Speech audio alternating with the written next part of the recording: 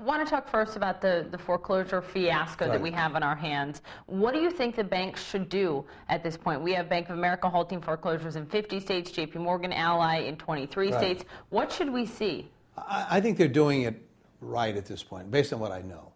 I think it would be a mistake to have a 50-state moratorium on all mortgages. I think that's overreacting to this. Why? Well, because I think a lot of banks are doing a good job. I mean, there are 8,000 banks in this country. I mean, obviously, Bank of America is the largest. So I think they took the right decision for a moratorium on all 50 states in their case.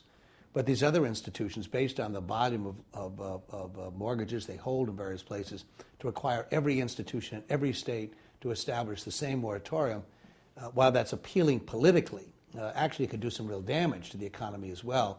That's number one. Number two, they need to resolve this quickly. I mean, you can't let this hang around long, even under the present circumstances. And at least based on what they're saying, they seem to indicate they understand that as well. I think Fannie and Freddie, the two GSEs, responded as well by saying to the lenders, look, we're going to hold you accountable to this. Don't try to put that tab on us already. Where we're the taxpayer. Yeah, and so they're, I think, very wisely said, and that'll be incentivizing to these lenders to clean up this bureaucratic mess they've created, putting so many people at a disadvantage. So our hearing on November 16th, we'll try to bring all of this together. What I don't know is there anything we should be doing?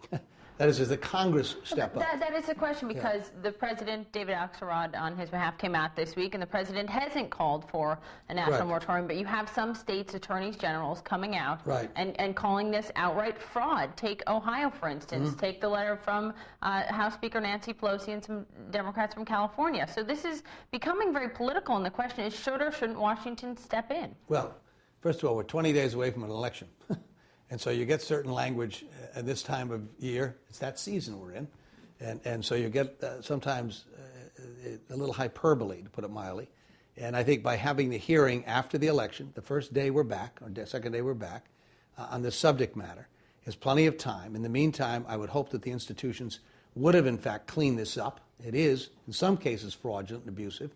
But to suggest that's the case with every bank at every foreclosure would be an exaggeration. So, and the danger is by doing that across the board, do we actually create a larger economic issue that's harder to resolve? Do you delay the inevitable? I mean, these houses have to get sold at some point to clean up the housing market. Talking about housing in general, part of the Dodd-Frank Act, it didn't include the GSEs, Fannie and Freddie. It's something you've admitted they need to be addressed. Will we see housing reform, say, in the next year? Oh, it's got to. You got to do it. And again, will we see it? Is there the political push behind it? No, I think you will. I think you will. Again, I'm hopeful that Tim Johnson and Barney Frank will be leading the committees. They understand the importance of it. We heard a lot of talk this year. It'd be hard-pressed for the Republicans not to agree to try to do something, since there was the one issue they kept talking about, although they never offered an idea what to do. They kept on saying it doesn't work. We all know that. But every time I said, well, tell me what your idea is to solve it, there was never an answer. Is that why it wasn't included? Because no one had a better idea? No one really idea? knew quite what to do with it. And we knew that if you eliminated it, 96% of all mortgages in the country are backed by Fannie and Freddie. We did put them into conservatorship, which was critically important. Under new management, they're doing much, much better managed, and critically important. If we didn't have people willing to buy those mortgages, we would have a dead market entirely.